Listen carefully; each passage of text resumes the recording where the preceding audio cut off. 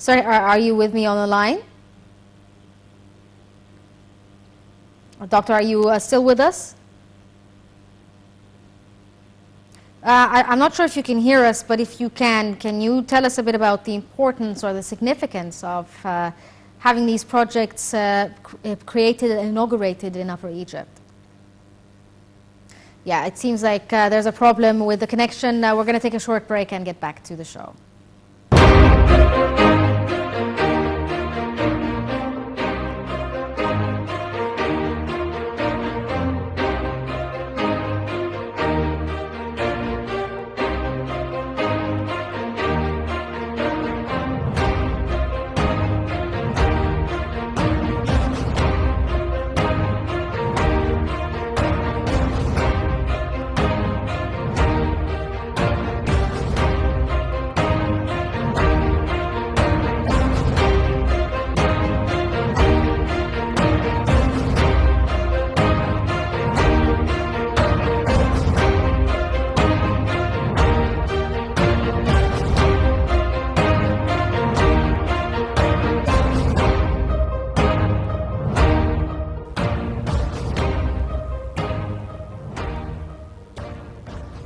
Welcome back. And again, we're joined over the phone by Dr. Youssef, Mazhar, an industry expert. Good afternoon to you, sir.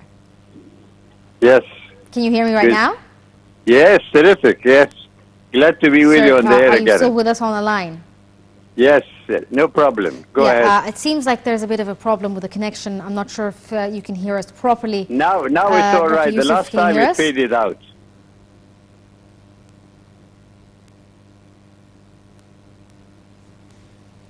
Can you please tell us a bit about the importance or the significance of the Upper Egypt Development Project and how does this help create jobs? Yes. Are you with us? I'm with you, yes. All right. I'll react to your question. Well, you know, what I'd like to say as an introduction. Can you hear me? Yes, I can hear you. Terrific. All right. When talking about Upper Egypt, let me say I always like to put one or two historical points on it, and that is the fact that Upper Egypt has been known to us all the time, of course, but it was already very spasmodic. For example, in the industrial sector, when the Aswan Dam was built and when the High Dam was built, an excess of electricity, this is a bit of history, made it possible to start industries there. But these were spasmodic industries, and they resulted in an aluminium smelter, other large plants, but they were very, very far and spread ahead. Now, with the initiative that our president has taken, with a very new and active philosophy, we can see from even your coverage on your Nile TV that so many projects were being opened that we had to go with video conferencing. And this is what you'll be seeing on the screen now, that there are so many projects that the president could not visit them all, but by opening opening ceremony in each, and this is what we're seeing and being very proud of it, they opened a large number of projects. So as you go along and as you ask your questions, I'll be very happy to fill in the gaps, taking into consideration the industrial sector and the production sector.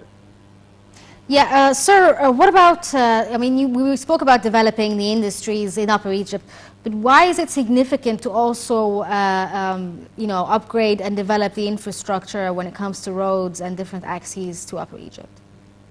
Yes. I'm not sure if you heard my question, sir. No, I got your question, but I still can see you answering. But look, in order to start an industry, you must have an infrastructure. What is an infrastructure? For an industry, you need workers, you need raw materials to be transported to the industrial plants, you need roads and connections to export or to bring them to the market.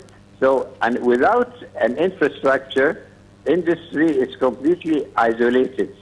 And historically, Upper Egypt, with all these spasmodic projects, there was not enough infrastructure to ensure the flow of in and out of the requirements of a successful industry. That's the, let's say, the initial answer to your very nice question. What about the fact that the president spoke about taking a look at the different factories and industries in Upper Egypt and seeing their status legally and physically as well? How important is this for the state and for the private sector as well? Yes. Well, it's very important, the question that you just posed now. Yes. But I'd like to say there is a very new philosophy in what the president has done. Don't forget that we have the Nile, and the Nile is the main artery, and the Nile Valley is on both sides of the Nile, but at many different parts, it's only 3 to 5 kilometers broad. And all the attempts were made before, and as the president said in his talk the other day, if you try and build industry on agricultural land, it's wasting the agricultural land. So you must go out. It's easier, of course, to build, but you're losing land which has cost us a lot of money and is giving us our raw materials and our food. You must get out of this. So the new concept was get out of the Nile Valley, get out of the plantations, go out into the desert. And the desert is on the east side and the west side. Yes. And you only have to go less than 10 kilometers in each side to get into a plain field where you can put all your infrastructure. Yes, sir. What about the fact that the Upper Egypt, in the past we've seen Upper Egypt not being the focus of previous governments, but right now the president is focusing there. Do you think that this will make it an attractive place for people to go and work? Because in the past we used to see people who lived in these governorates migrating towards the north. Is this not going to be the case in the future? Yes, you have got a very good point there. Now, the reason was that because there were no plants, there were no factories, except these spasmodic large institutions. Now, the people of the local area there are very, let's say, very intelligent, very hard-working people. And I'd like to tell you that if you go into the history of ancient Egypt and you listen to Thebes and you listen to all these capitals of ancient Egyptian history, the whole development of Egypt was in the south. It was there. And the delta itself did not exist in the time of ancient Egypt. So you've got a very strong labor force there, very well versed, and all they needed now is a new policy in order to get them to work. So what was the policy? Start an infrastructure outside in the desert areas, which are within 10 kilometers from the Nile, east and west. Make sure you've got highways there. Make sure eventually there will be also railways there. And you will then be able to take their manpower from where it is, the excess manpower which is not in agriculture, and they will work in all these production plants according also to what the government itself has got to offer.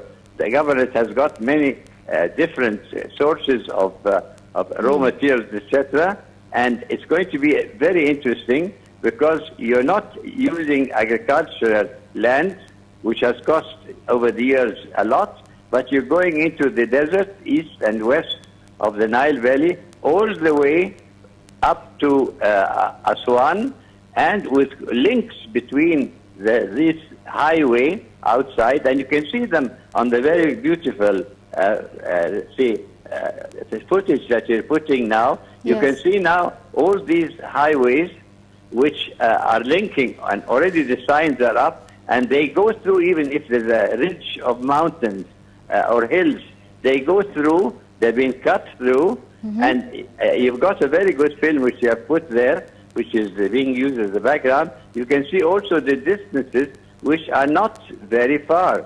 So you've got these beautiful highways, and we always hear our president saying, I want a double way, and if it is a double way, they want, let's say, three-way each side, and Yes. they're very, very modern, and they are linkages, and you can see, when you see these round figures, this is where these linkages bring down let's say, the raw materials and the transportation down to the location where the new factories and new industrial areas will be. I think you've got a very good film there, and I think all I can do is to fill in for our viewers in order to understand. And you saw just now Asyut, the main door into Asyut, and you can see how quickly, and also the distances, 230 kilometers. It's Yes. a massive, massive achievement.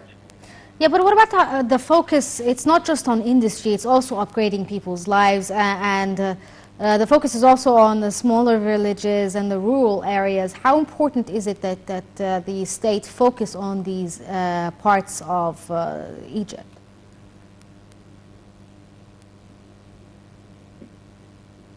Well, yes, look, I just started talking about the industry because the president has brought up many of the new projects and has listed them, and he knows exactly what is useful for each. But don't forget, if there's a work opportunity and the people after Egypt don't have to go all the way out of their areas, working from their home, let's say their homes, working from the schools that the children are being brought up, there will not be a new upheaval or massive upheaval of people leaving Upper Egypt, looking for work outside Egypt, or even looking for or trying to go to the capital, which has been flooded, Cairo or any of the other cities, but they will be working next door to their houses and in a very beautiful area and well connected to get to work, well connected to get materials there, and also to start little feeding industries or private industries which will cater, because people working need schools, people working need hospitals. Yes. So the whole system blows up, and you have a complete development far away from the very, very clouded city, let's say, Cairo, Yes. or Tanta or anything on the Delta, and you've got an open field for development. And you can see it in the pictures. You can see the bridges there, how the Yes. vehicles are just crossing across, no congestions, no problems at all. It's a perfect formula. Okay, Dr. Youssef Mazhar, an industry expert, thank you so much for joining us over the phone to shed more light on this subject. And we're going to take a short break and get back to the show.